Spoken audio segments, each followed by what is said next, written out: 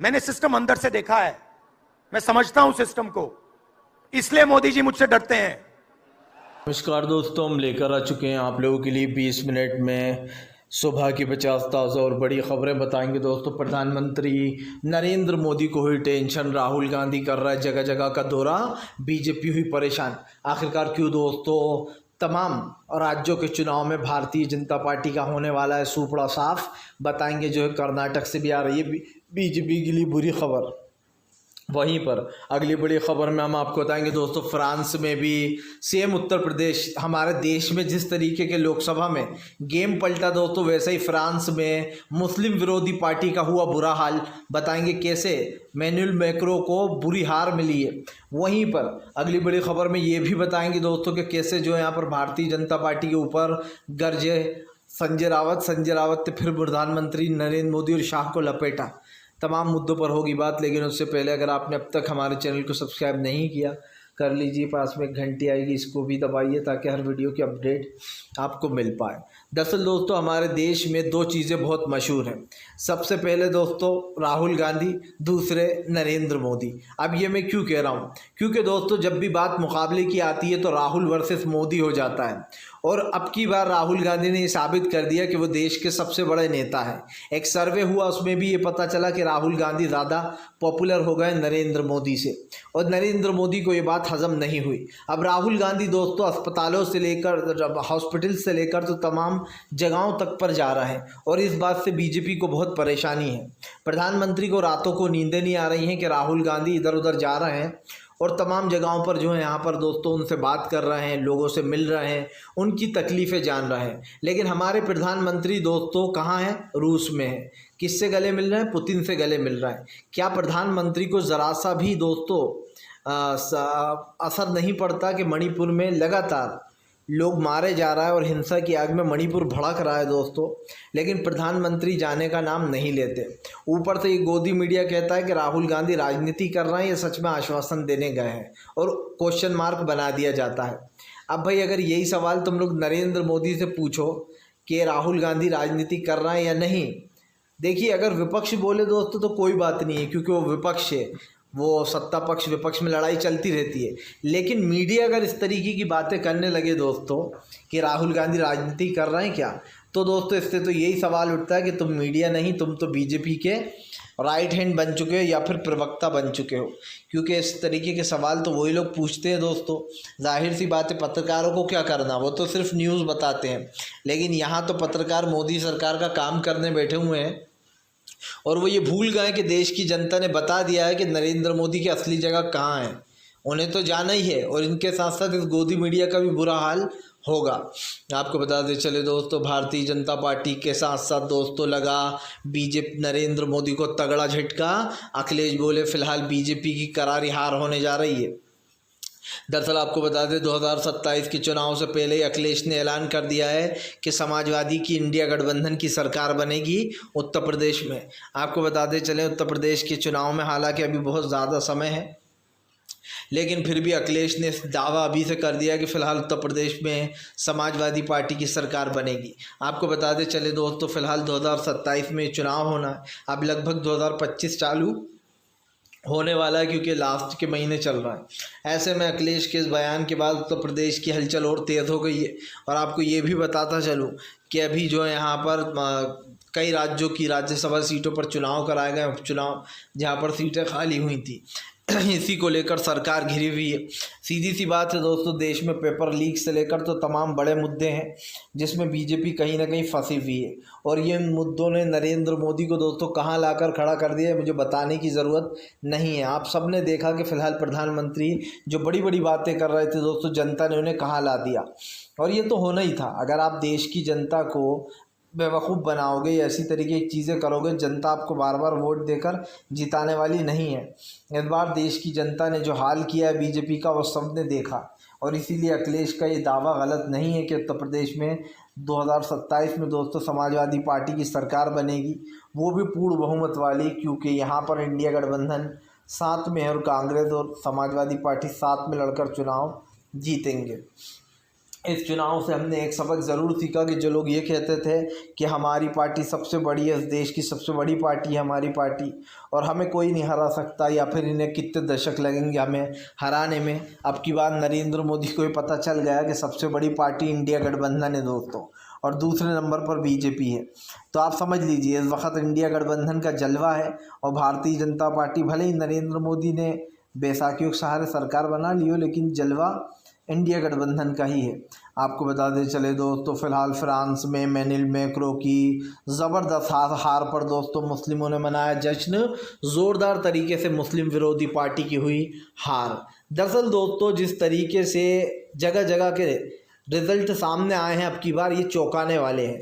UK में दोस्तों ऋषि सुनक हार गए, जो अंधभक्त कह रहे थे देखो ये असली हिंदू है, वो ऋषि सुनक की करारी हार हो गई, क्योंकि दोस्तों उन्होंने महंगाई इतनी बढ़ा दी थी यूके में कि आप पूछिए मत। इधर दोस्तों कल एमेनुएल मैक्रों जो कि एक मुस्लिम विरोधी माना जाता है, जिसने नकाब से लेकर तमाम मुस्लिमों के ऊपर अत्याचार करना शुरू किए थे, उस एमेनुएल मैक्रों की ज़बरदस्त हार हो गई। और पता है क्या इस चुनाव की इतनी चर्चा क्यों हो रही है? क्योंकि फ्रांस के चुनाव में हमारे इंडिया जैसा खेल हुआ है। जैसे नरेंद्र मोदी बड़ी बड़ी बातें करते थे, वैसे ही एमेनुएल मैक्रों दोस्तों मुस्लिम विरोधी माना जाता था, और वो मुस्लिम विरोधी एक्टिविटीज़ भी करता था। यही कारण है दोस्तों जो वहाँ की लेफ़्ट पार्टियों ने अपने गिले शिकवे भुलाकर तमाम पार्टियां एक हो गई दोस्तों। जैसे इंडिया में हुआ वैसे ही फ्रांस में एक हफ्ते पहले हमें देखने को मिला, और इसका असर पता क्यों माना जा रहा है? इसका असर माना जा रहा है कि ये जो तमाम पार्टियां हैं इन्होंने इंडिया की तरह गठबंधन कर लिया, और सेम टू सेम जैसे इंडिया में उत्तर प्रदेश में पूरा गेम पलट दिया इंडिया गठबंधन ने, वैसे ही फ्रांस में लेफ्ट पार्टियों ने अपने गिले शिकवे भुलाकर तमाम पार्टियां एक साथ आ गई दोस्तों। वहाँ पर भी सेम हुआ है, वहाँ पर भी हालांकि किसी को बहुमत नहीं मिली है, लेकिन दोस्तों एमेनुएल मैक्रों को सरकार बनाने से रोक दिया गया है कि वो अपनी सरकार नहीं बना पाएगा, और ये बहुत अच्छी बात हुई है। वहाँ के जो मुस्लिम हैं, जो आम नागरिक हैं, वो बहुत खुश हुए हैं इस चीज़ से, उन लोगों को बहुत खुशी मिली है। क्योंकि दोस्तों जाहिर सी बात है, चाहे इंडिया में मुस्लिम विरोधी लोग हों या बाहर देश में हों, सबका दोस्तों जो है जनता सबक सिखा रही है। क्योंकि दोस्तों सिर्फ हिंदू मुस्लिम से काम नहीं चलता, चाहे वह हमारा देश हो या विदेश में हो, मुसलमान विरोधी लोग, इन सबको सबक सीखने को मिल ही रहा है। क्योंकि हमने पहले भी कहा है दोस्तों, हमारे सिख ईसाई मुस्लिम भाई हम सब लोग आपस में एक हैं। हम लोगों को अलग करने की कोशिश इसलिए की जाती है ताकि हम कमज़ोर पड़ जाएं।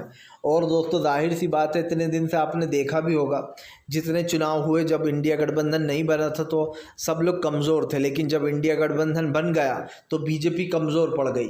मैंने आपसे कहा था कि नरेंद्र मोदी सबसे दुश्मनी ले रहे हैं दोस्तों। पानी में रह के मगरमच्छ से बेर नहीं लिया जा सकता, ये आप अच्छे से जानते हैं। और नरेंद्र मोदी जनता से लेकर तो तमाम विपक्ष पार्टियों से दुश्मनी लेते हैं, उनको जेलों में भेजते हैं, उनकी पार्टियां खरीद कर तोड़ देते हैं। तो फिर भला कोई नरेंद्र मोदी का साथ क्यों देगा? यही है दोस्तों घमंडी राजा की कहानी, कि जो लोग अपने दम पर सोचते हैं मैं अकेला ही सबके बराबर हूँ, उन लोग को धूल चटाने का काम दोस्तों देश की जनता कर देती है। और शायद ये सबसे बड़ा रीज़न था नरेंद्र मोदी की करारी हार का। आपको बताते चले दोस्तों, फिलहाल भारतीय जनता पार्टी के ऊपर जमकर भड़कते हुए नजर आए संजय रावत बोले फिलहाल बीजेपी की हार ने ये तय कर दिया है कि फ़िलहाल देश का असली नेता कौन है। संजय रावत ने राहुल गांधी की तारीफ़ करते हुए कहा कि प्रधानमंत्री एक भी बार मणिपुर नहीं गए, जबकि राहुल गांधी 3 बार मणिपुर जा चुके हैं।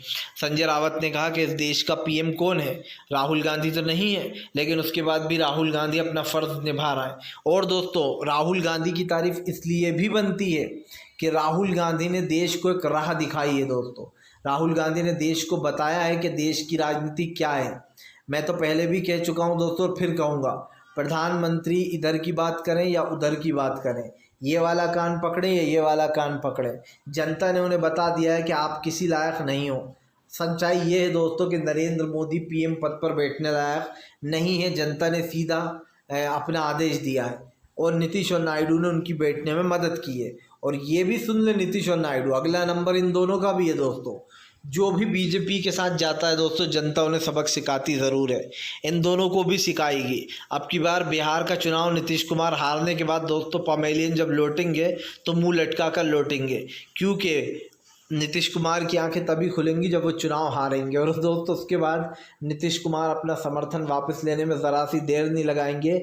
ये भी आप लिख के रख लीजिए, जिस दिन नीतीश बिहार का चुनाव हारे, उस दिन दोस्तों गेम पूरा पलटने वाला है, क्योंकि बिहार के चुनाव में भी ज़्यादा टाइम रह नहीं गया है। 2025 में बिहार के चुनाव होंगे और ऐसे में महाराष्ट्र, बिहार, हरियाणा, झारखंड, ये चुनाव जो होंगे दोस्तों, ये चुनाव तय करेंगे कहाँ किसकी सरकार बनेगी। लेकिन अगर देखा जाए तो इन तमाम राज्यों में एक बार फिर से रिपीट सरकार होने जा रही है दोस्तों, और इसलिए भी होने जा रही है क्योंकि इन राज्यों ने तय कर लिया है कि बीजेपी ने 10 साल में कुछ नहीं किया। हमने एक चीज़ और बताई थी आपको, कैसे दुष्यंत चौटाला के बल पर हरियाणा में बीजेपी ने अपने 5 साल तक सरकार चलाई और बाद में उन्हीं के विधायक खरीद लिए गए। तो मतलब जिसके साथ बीजेपी रहती है दोस्तों, उसका ही थाली में हाथ डालकर खाती है उसका खाना, और फिर उसी को डस भी लेती है। तो इन जैसे लोगों की मदद करना बहुत बेकार है, क्योंकि इन जैसे लोग जो होते हैं वो दोस्तों से मदद करवा लेते हैं, बाद में सब भूल जाते हैं। और ये चीज़ मैं बार बार दोहराता रहता हूँ ताकि इस चीज़ को हमेशा याद रखा जाए। फ़िलहाल तो ये है कि अगर आपने भी जो इस तरीके की चीज़ें की हैं दोस्तों, तो फिर संभल जाना चाहिए, क्योंकि जनता देख रही है कि कौन किसके साथ है, कौन किसके साथ नहीं है। आपको बताते चले दोस्तों, फ़िलहाल बीजेपी को लगा 440 वाट का झटका। जी हाँ, दरअसल आपको बताते चले दोस्तों, चुनाव से पहले ही राहुल गांधी की रणनीति तैयार हो गई है। दरअसल आपको बताते चले बहुत जल्दी चुनाव होने वाले हैं दोस्तों महाराष्ट्र में, और महाराष्ट्र को लेकर पहले ही कांग्रेस का रोड मैप तैयार हो गया। इधर शिवसेना ने भी तय कर लिया है कि वो कितनी सीटों पर चुनाव लड़ने वाली है। आपको बताते चलें, इस बार जो है यहाँ पर महाराष्ट्र में पहले से ही सब कुछ तय किया जाएगा कि कितनी सीटों पर कौन लड़ेगा। इधर दूसरी तरफ सबसे बड़ी बात यह है कि एमवीए की मजबूती बढ़ी है। हमने लोकसभा में देखा कैसे उसने बड़ी जीत हासिल की दोस्तों, और कांग्रेस को सबसे ज़्यादा सीटें मिली।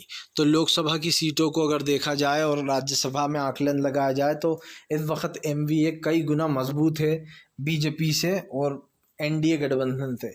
इंडिया गठबंधन मजबूत है दोस्तों, क्योंकि एनडीए ने दोस्तों हाथ तो मिलाया, लेकिन एनडीए की सरकार सिर्फ बिहार के बल पर ही बनी हुई है। एक बार अगर चिराग पासवान या फिर नीतीश कुमार या फिर दोस्तों इन लोगों ने हाथ खींच लिए तो बीजेपी सत्ता से धड़ाम। हालांकि चिराग पासवान का कोई ऐसा रोल नहीं है, लेकिन दो नाम नायडू और नीतीश ऐसे हैं जो लोग कभी भी पलटी मार सकते हैं। और आपको याद होगा मनमोहन सिंह साहब ने अब 10 साल ऐसी सरकार चलाई थी दोस्तों, जो कि मिली जुली सरकार थी, यानी कि लोगों के समर्थन से चलाई थी यूपीए की सरकार, उसका नाम था यूपीए। तो ऐसे में 10 साल तक मनमोहन सिंह साहब के ख़िलाफ़ एक भी ना अविश्वास प्रस्ताव आया था, ना कभी किसी ने ये कहा कि मनमोहन सिंह साहब गलत कर रहा है।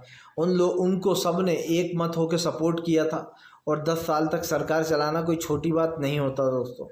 जिस तरीके से उन्होंने 10 साल तक जो है कि तमाम चीज़ों की सेवा की, उसको लेकर जो है यहाँ पर अब तमाम लोग भड़क गए हैं। फ़िलहाल ये चीज़ हो या ना हो दोस्तों, लेकिन एक चीज़ तो साफ़ है कि फ़िलहाल देश में लोकतंत्र की हत्या की जा रही है। और जिस तरीके से देश के लोकतंत्र का मजाक बना है सबने देखा है।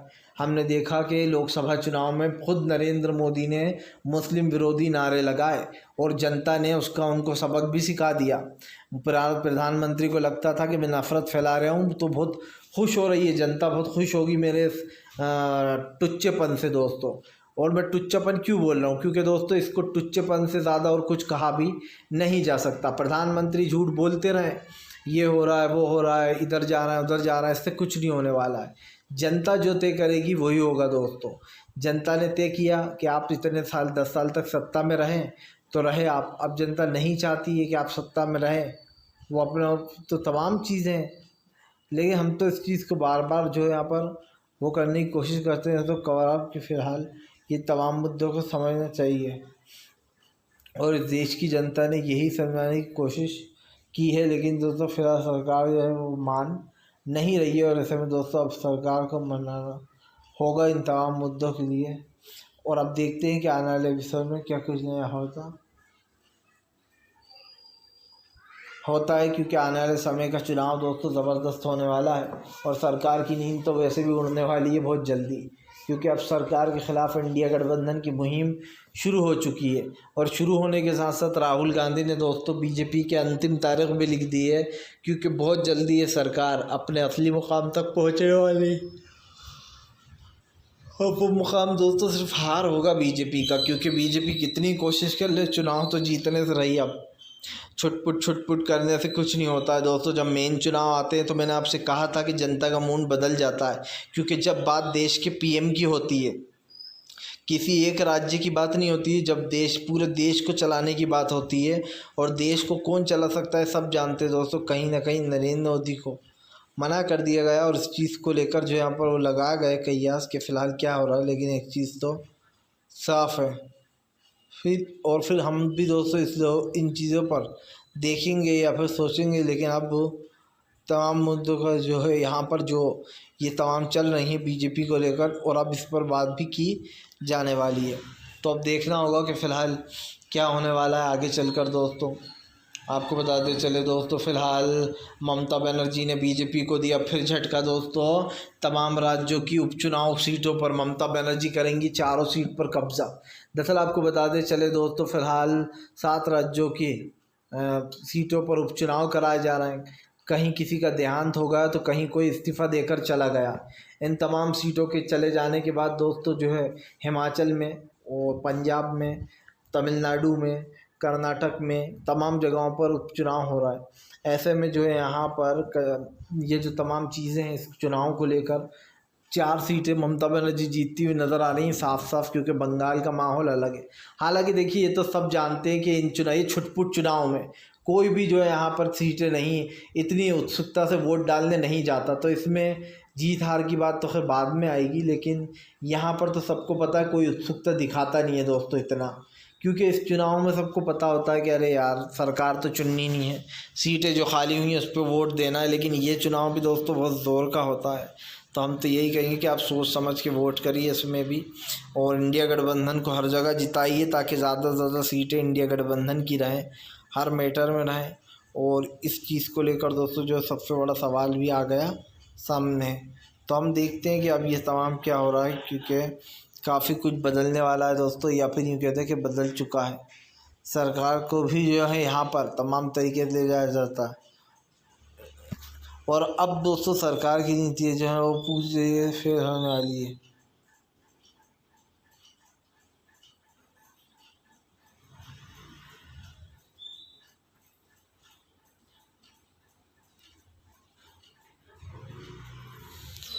और अब हमें इस चीज़ को दोस्तों नज़रअंदाज नहीं करना चाहिए कि ये फ़िलहाल चल क्या रहा है, क्योंकि आपको पता होगा ये तमाम जो मुद्दे उठाए जा रहे हैं इस वक्त, जैसे कि मैंने आपको बताया भी, इसी मुद्दों पर बात चल रही है, देश की चर्चा भी चल रही है कि फ़िलहाल आने वाले तमाम जो चुनाव हैं उसमें क्या करेगी कांग्रेस पार्टी, यानी कि इंडिया गठबंधन और एनडीए की रणनीति। फ़िलहाल तो ये साफ़ हो चुका है कि फ़िलहाल आने वाले चुनाव जो हैं उसको लेकर विपक्ष बहुत मजबूत हो चुका है दोस्तों, क्योंकि विपक्ष इस बार नेता पक्ष के रूप में राहुल गांधी हैं, और राहुल गांधी को पूरा देखा है उन्होंने। इसलिए दोस्तों क्योंकि यहाँ पर जो प्रधानमंत्री हैं उनके सत्ते को लेकर भी जो यहाँ पर सवाल होते हैं, तो अब काफ़ी कुछ जो यहाँ पर बदल जाएगा। और हम भी ये देखेंगे दोस्तों कि फ़िलहाल किस किस मुद्दों पर क्या क्या चर्चा चल रही है। और यहाँ पर आपको ये भी बता दो दोस्तों कि फिर अखिलेश यादव ने दोस्तों सोच लिया है कि फ़िलहाल आने वाले चुनाव में उन्हें क्या करना है। आपको बता दें एक बार फिर से राहुल गांधी और अखिलेश की जोड़ी हमें नज़र आएगी, क्योंकि इन दोनों ने विधानसभा के लिए भी दोस्तों प्लान बना लिया है। और राहुल गांधी और अखिलेश जब भी साथ आते हैं तो एक नारा ज़ोरों से लगता है, यूपी के 2 लड़के हराएंगे दोस्तों बीजेपी को। फिर से वही यूपी के 2 लड़के गेम करेंगे बीजेपी के साथ, क्योंकि इन दोनों का मन साफ दिखाई दे रहा है दोस्तों, चाहे वो अखिलेश हो या राहुल हो, इनकी बढ़ती पॉपुलैरिटी बीजेपी के लिए मुसीबत बन चुकी है। और आने वाले समय में यही लोग हैं दोस्तों जो बीजेपी को किनारे लगा डालेंगे। और मैं तो यही कहता हूं कि अखिलेश राहुल की जुगलबंदी हमेशा ही रहना चाहिए। जिस तरीके से उन्होंने मेहनत की है दोस्तों उत्तर प्रदेश में, वही हमें फ्रांस में भी देखने को मिला। कैसे मुझे तो लगता है राहुल और